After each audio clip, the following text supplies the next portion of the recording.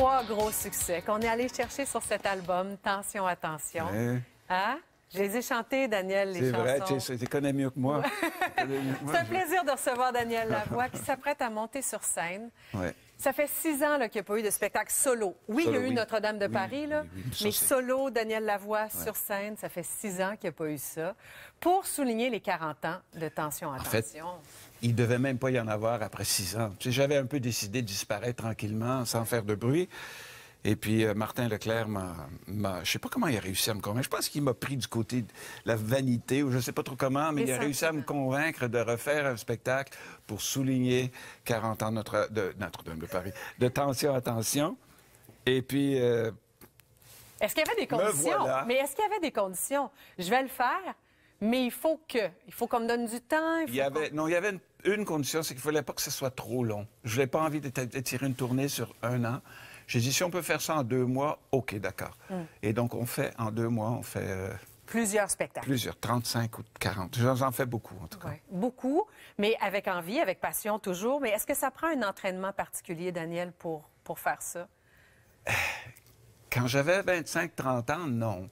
Mais rendu où j'en suis, oui, il faut quand même que je me mette en forme. Et c'est encore fragile. Hein. Le muscle de la gorge, le muscle de la voix, c'est gros comme ça, c'est tout petit, c'est fragile. Et ça prend pas grand-chose pour mettre en péril un spectacle.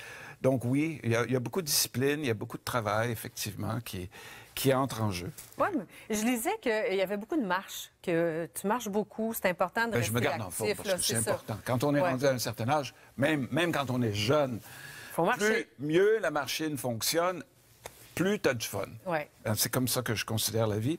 Je me dis, si ma machine ne fonctionne pas bien, moi, je ne serai pas bien. Donc, je m'arrange pour que la machine fonctionne le mieux possible. Qu'est-ce qui a représenté dans ta carrière l'album Tension, attention? Oh, écoute, Tension, attention a changé ma vie parce que j'avais décidé un peu d'arrêter de chanter parce que ça faisait 10 ans, 12 ans que je faisais des disques et puis ça marchait, mais ça marchait pas assez pour me sortir du seuil de la pauvreté, genre. Et donc, j'avais décidé que si Tension, attention ne fonctionnait pas, j'allais faire autre chose. Parce qu'il faut un jour décider, bon, OK, ça marche pas, je vais faire autre chose. Et puis, Tension, attention, a non seulement marché, mais a marché beaucoup, et beaucoup en Europe, beaucoup partout, et a fait que j'ai commencé à recevoir des téléphones de personnes que je ne connaissais même pas, et ça a vraiment complètement transformé ma vie. Ouais. Il y a un son aussi qui est campé dans l'époque, quand tu l'écoutes, là. Ça faisait partie de notre stratégie. Ouais. Parce qu'à l'époque, j'aimais beaucoup le British Sound, la musique anglaise. Alors, j'étais allé avec mon gérant en Angleterre. On avait choisi un réalisateur qui venait de faire un gros hit mondial avec The Commissars in Town. Le gros British Sound. Ouais. Et puis, et donc, il a accepté de venir faire un disque au Québec avec moi. Et donc, on est arrivé avec un son qui était quand même assez spécial pour le Québec. On avait investi beaucoup, on a hypothéqué tout ce qu'on avait pour faire, on a dit, moi, je m'étais dit, si j'arrête, ce sera après au moins un gros effort. Ouais. Alors, on a fait le gros effort et puis ça a marché. Ça a fait ça. Ouais. Ça a fait ça. On était quelques collègues ce matin, on regardait le clip de Tension, attention. Oui. Parce que moi, je me souviens de cette époque-là aussi. Le vidéoclip avec des effets lumineux. C'était un des premiers vidéoclips. Je pense que c'est le premier que j'ai vu, Daniel. Ouais, pour vrai, ouais, là? je pense que c'était un des premiers. On ne savait pas comment faire des vidéoclips. Et puis, on regardait un petit peu ce qu'ils faisaient aux États-Unis, mais on n'avait pas les moyens de faire comme aux États-Unis. Donc, on faisait avec ce qu'on avait. Et puis, on arrivait à faire quand même des choses. Ouais, mais ça propulsait une chanson aussi parce qu'on voulait les gens voir, regardaient encore. C'est ça. Il y avait, comment ça s'appelle? Musique Plus. Musique Plus. Ah oui. Et les gens passaient leur journée à regarder Musique Plus. Maintenant, il n'y a personne qui regarde ces choses-là. Mais à l'époque, c'était très important dans la promotion. Si tu n'avais pas un bon clip, tu n'avais pas moyen de faire marcher une chanson. Maintenant, on se déplace. On va te voir en spectacle. Je pense qu'on a découvert que c'est bien mieux vivant. C'est mieux. Ça. Et il y a quelque chose de nouveau. On t'a souvent vu derrière le piano. Oui. Et pour ce spectacle-là, tu oses quelque chose. Que fais-tu? Écoute, je me lève debout et je chante debout. C'est la première fois que j'ose le faire. Et j'avoue que ça me terrifie un peu quand même. Parce que j'ai jamais été quelqu'un d'extrêmement gracieux. Je suis un peu grand, puis je m'accroche les pieds partout. Et quand j'étais jeune, on m'appelait les pieds, parce que j'ai grandi très vite et je m'accrochais partout et j'étais maladroit. Et j'ai toujours senti que je serais maladroit sur une scène. Mais Notre-Dame de Paris m'a donné un peu la chance justement de faire des gestes et de me sentir plus à l'aise debout. Donc, j'ai dit, tiens, c'est maintenant ou jamais, parce que c'est la première fois que je me lève debout et que je chante un spectacle devant les gens. Et ça me fait vraiment plaisir parce que je vais pouvoir enfin regarder les gens dans les yeux au lieu d'être caché derrière mon piano. La chanson « Il s'aime », tellement belle, tellement importante. Oui. Il y a 40 ans, c'était pour des jeunes qui faisaient face à la guerre à Beyrouth. Oui. On est 40 ans plus tard, on parle encore de la guerre, celle de l'Ukraine. Hélas. Est-ce que cette chanson-là a une résonance particulière? Est-ce que cette chanson-là a une résonance particulière? Est-ce que des gens t'écrivent pour te parler de cette chanson-là dans l'actualité actuelle de maintenant? Bien, au début du conflit en Ukraine, j'ai effectivement j'avais reçu une photo de jeunes Ukrainiens dans un paysage de guerre où vraiment tout était détruit.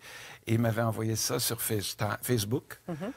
Deux jeunes qui s'embrassaient dans un paysage lunaire. Et ils avaient marqué le SEM. Et ça m'avait... J'ai passé, je pense, 3 jours avec les larmes aux yeux. Tu sais, parce que ça m'a vraiment, vraiment touché de me rendre compte que cette chanson-là avait encore, hélas, une résonance très forte 40 ans plus tard. Quand tu la chantes, tu y penses? Oui, j'y pense certain. C'est une chanson qui veut vraiment dire quelque chose pour moi. Ouais. Oui. Est-ce que dans le spectacle, il n'y a que les chansons de Tension, Attention, ou tu vas quand même accepter de faire quelques autres classiques? Je fais pas que des chansons de Tension, Attention. J'en fais pas beaucoup de chansons de Tension, Attention. Je souligne les 40 ans, mais j'ai aussi 20 autres albums et beaucoup de chansons que les gens veulent entendre. Donc, si je faisais que les chansons de Tension, Attention, puis il y en a beaucoup que j'ai oubliées. Appelle-moi, je le connais. Ben toi, tu connais mieux que moi. Tu connais mieux que moi. Non. Mais alors, donc, ça va être vraiment... Je vais passer à travers 54 années de carrière. Ouais. Et d'arriver à sortir une vingtaine de chansons de ça, c'était pas évident. Est-ce que c'est l'ultime spectacle? Bon, je dis plus ça. Hein? Je dis plus ça. Chaque fois que je dis ça, je recommence une fois d'après. Voilà. Non, c'est un spectacle. Et puis si c'est l'ultime, ben on le saura plus tard. Voilà. On fait une pause. Au retour, on parle de Notre-Dame. OK. Et de l'Italie aussi. Si vous voulez. Certainement. Con piacere. Oui. Ciao. Agréablement surpris. Ah oui? Bon. Je passerai. Ah oui. Alors, on parlait pendant la pause d'un projet vraiment parallèle. Quelque chose, un album en anglais, folk, qui devait peut-être pas devenir un album.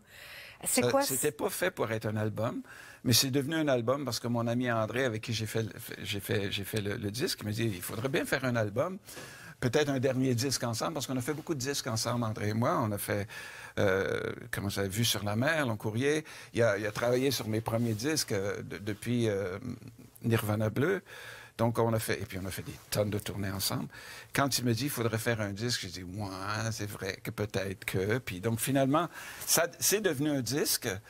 Et puis, tant mieux. Tant mieux. Puis c'est folk, c'est en anglais. C'est différent de ce que tu proposes d'habitude. Puis il ne faut pas le chercher sous ton nom. Il faut chercher sous le nom de... Scrub Oak. C'est un nom de groupe.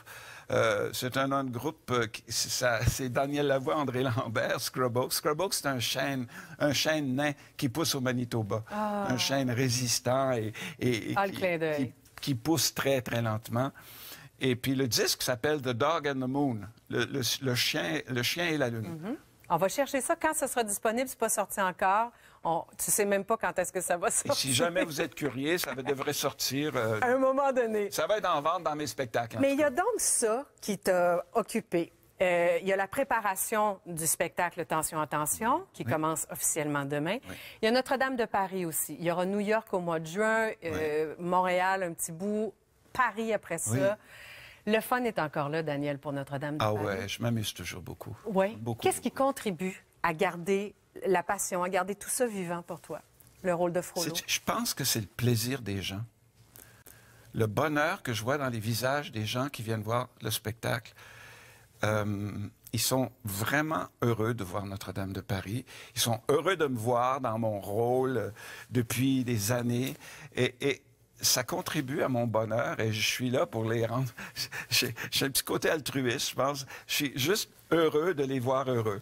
Et je te dirais pas, j'ai beaucoup de plaisir à chanter et à jouer, mais il y a aussi beaucoup ça, ce rapport avec les gens qui me stimule. Et comme on connaît les chansons de Notre-Dame de Paris, Oui. il y a l'attente du public qui attend certaines chansons que tu vas leur faire, certains absolument. solos, tout ça. Ils connaissent le show souvent par cœur, Ouais. mieux que moi. Oui.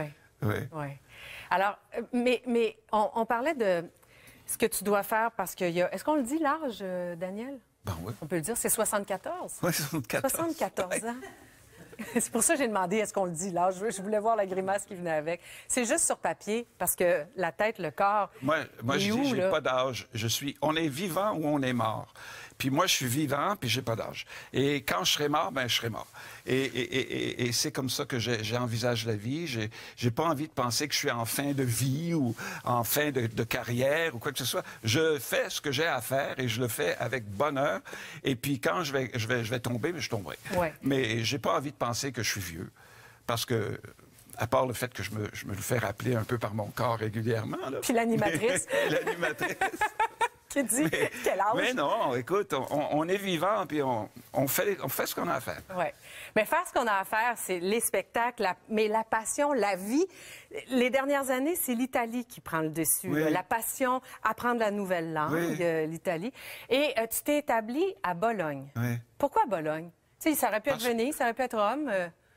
Parce que Bologne, c'est une très, très jolie ville. C'est une très petite ville.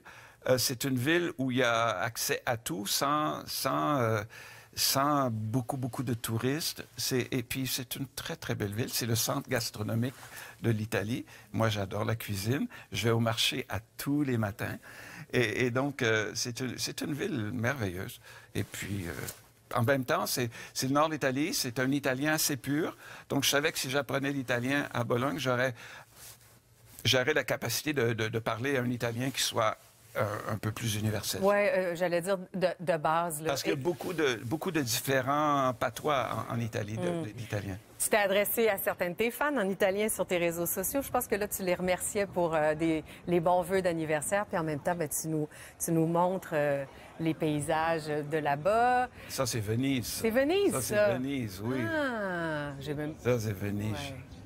Ciao, ciao. Est-ce que Bologne, c'était prémédité ou c'était une découverte? Tu te retrouves dans cette ville-là, puis tu dis, moi, je vais rester ici. Ben, c'est un petit peu de découverte. C'est une découverte, oui, effectivement. Et puis, je ne m'attendais pas à tomber en amour avec Bologne, mais effectivement, c'est un endroit que je quitte chaque fois avec une tristesse parce que je suis vraiment devenu très attaché. Tu y passes combien de temps? Ben, j'y passe le plus de temps possible. Ouais, c'est ça. C'est maintenant là, le camp de base, ou ça peut être C'est ici? mon camp de base, oui. Mais bon, j'ai encore un passeport canadien. Je paye encore mes impôts au Canada. Donc, je suis quand même 100% canadien, mais un Canadien qui passe beaucoup de temps en Italie. Oui. Le spectacle, donc, ça commence demain officiellement. Il y a plusieurs dates en avril partout au Québec. C'est quand même... C'est un beau voyage là, au Québec. Là. Tu vas aller vraiment à la rencontre Écoute, de je vais tes fans. refaire Écoute, je les connais, les routes du Québec. Je les ai souvent fait. Je connais tous les chemins, je connais tous les hôtels, je connais tous les restaurants. Ils ont probablement changé de nom depuis ce temps-là, mais... Mais tu abordes ça comment, de refaire cette tournée-là au Québec? Ben, avec plaisir. Avec plaisir. Puis en plus, j'ai mon fils qui va être avec moi. Parce que mon garçon Joseph, qui a réalisé mon album en anglais, Scrub Oak, c'est Joseph qui a réalisé l'album. Joseph nous accompagne dans la tournée, il travaille avec nous.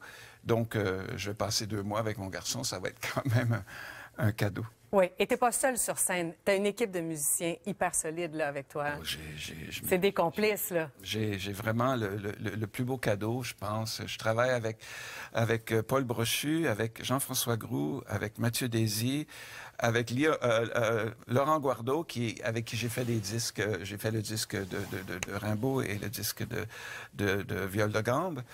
Et puis j'ai Émilie Pompa et Karine Pion pour chanter avec moi. Donc, c'est un spectacle assez épuré, mais avec vraiment des musiciens remarquables. Ça commence à Valmorin, demain, le 6 avril. Là, je tourne les pages. Là. Il est partout. Il est chez vous. Allez le voir. Il reste des billets avec Daniel Lavoie. Merci. Peut-être. Peut-être. Oui, c'est vrai qu'on a regardé. Il faut se dépêcher. Pas sûr s'il reste des billets. Dépêchez-vous. Daniel, merci beaucoup. Merci. Beaucoup de plaisir avec ce qui s'en vient. Merci à vous. À bientôt. Ouais.